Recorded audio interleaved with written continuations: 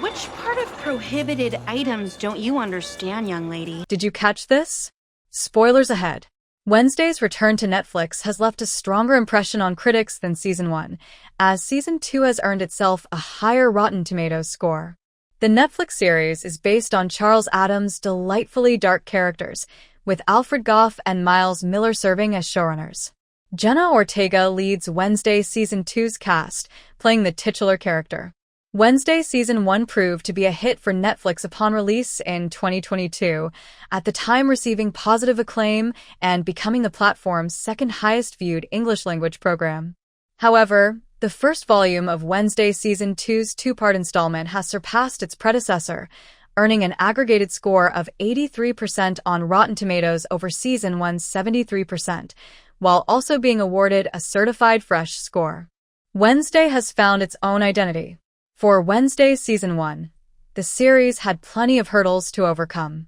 While 2 animated Addams Family movies had been released prior to the series' release, the franchise had been without a major live-action entry since 1993's Addams Family Values. As such, it was unclear whether the property could still be a hit, even with its lasting cult status. Furthermore, there were also apprehensions about whether a modern reimagining would suit the Addams family, as projects such as Riverdale showed the risks that modernizing these projects could bring by veering too deeply into a darker, edgier tone. However, upon release, Season 1 was praised for its handling of the source material by Gough, Miller, and producer Tim Burton. With Season 2, critics have highlighted that it doubles down on what worked in Season 1 while also retaining what made it a unique hit. As viewers now have a better idea of what to expect from the series after Season 1's release, it is clear that Wednesday has found its own identity and honed in on its strengths. Wednesday Season 2's cast helped it shine. Another notable element of Wednesday that earned immediate praise upon Season 1's arrival was its cast. Ortega immediately earned praise for her portrayal of Wednesday, which was celebrated as being much more than a simple retread of the character's past characterizations. Ortega's Wednesday managed to capture the character's woeful nature and deadpan snark. However, the rest of the cast also managed to leave a strong impression on audiences. While Luis Guzman and Catherine Zeta-Jones were praised for faithfully portraying Gomez and Morticia Addams, Gwendolyn Christie's Larissa Weems and Emma Myers' Enid Sinclair were embraced as welcome additions to the franchise's lore. Similarly, critics have highlighted the cast as another element to Season 2's greater success. Alongside praise for the established stars like Ortega and the rest of the first season's cast, Season 2 has been lauded for the greater screen time dedicated to the other Addams family members, with Zeta-Jones' Morticia in particular being cited as a notable presence. Season 2's new cast members have similarly struck a chord with audiences as welcome additions to the world of Wednesday. Steve Buscemi's Barry Dort, Nevermore's new principal, has been highlighted as a welcome presence in critics' reviews. Similarly, Billie Piper's music teacher, Isadora Capri, has become a favorite among fans online. Wednesday's Season 2 is better paced. Interestingly, one element that struggled to land with audiences in Season 1 was its core mystery. In Season 1, Wednesday found herself embroiled in not only the difficulties of a new school but also learning to get a grasp on her emerging supernatural powers while trying to solve the mystery of the Hyde rampaging through Nevermore and Jericho. For critics, Wednesday's Season 1 struggled to strike a balance between these 3 core elements of the narrative. Some critics felt that the series played too heavily into the teen drama storylines, while others stated that Wednesday's Season 1's Hyde mysteries evoked generic, familiar murder mystery tropes. As such, Season 1 felt unbalanced and uncertain of what it wished to be. In comparison, one big element of improvement that has been noted by critics with Season 2 is its more streamlined and intriguing plotlines. The latest batch of episodes has been praised for offering a more intriguing mystery with Wednesday's loss of powers and black tears, while also being less committed to fitting into a specific genre. That said, some have still raised concerns that the pacing feels uneven in places. Furthermore, the decision to divide the season into 2 parts has been met with a divisive response.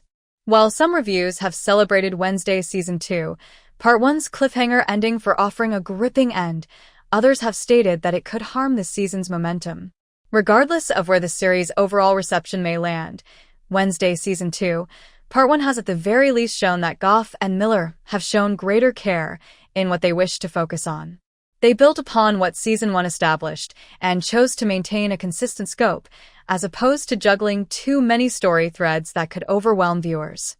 Wednesday Season 2 is righting Season 1's mishandled themes. While Wednesday Season 1 proved to be a hit thanks to its cast and characters creating a world that viewers would want to return to, certain choices around the deeper themes and subtext of the series came under scrutiny by critics. Within the world of Wednesday, Nevermore Academy is heralded as a refuge for various outcast species. Wednesday is far from the only franchise to use supernatural powers as an allegory for marginalized identities, as most famously, the X-Men series has been used to handle several themes, including race and sexuality. Still, there were elements of Season 1 where the explorations of these themes felt tone-deaf at times. Season 1's mystery resulted in the revelation that Marilyn Thornhill was Laurel Gates, someone with a vendetta against the Addams family, who hopes to resurrect her ancestor, Joseph Crackstone. In the 1600s, Crackstone despised outcasts and hunted them down as he colonized Jericho, with Laurel hoping he'd continue his spree upon reawakening. While Crackstone's villainy drew connections between colonization and the persecution of minorities to this day, it is a rather surface-level analysis of the themes that some critics felt mishandled what it wished to say about gender, sexuality, and race at best. These critiques were further emphasized as certain characters were sidelined.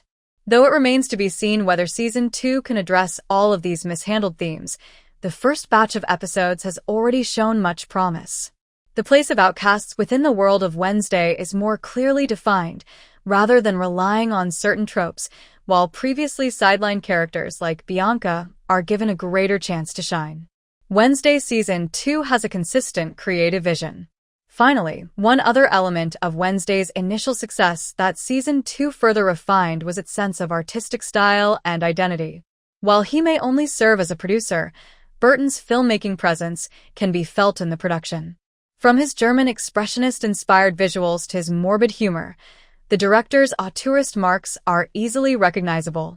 Wednesday Season 2 also sees Ortega being promoted from not just leading the series, but also serving as a producer herself upon the series' renewal. Throughout Season 1's production, Ortega was noted to have been heavily involved in developing her characterization, from learning new skills and developing Wednesday's iconic dance to adjusting her lines to better capture the character. With both Ortega and Burton having continued involvement behind the scenes, Wednesday Season 2 is being celebrated as embracing and blending the morbid but distinct stylings of the original works with Burton's directing trademarks. It's also continuing to shape Wednesday into a continuously fascinating character, thanks to Ortega creating a consistent creative vision. Thanks for watching.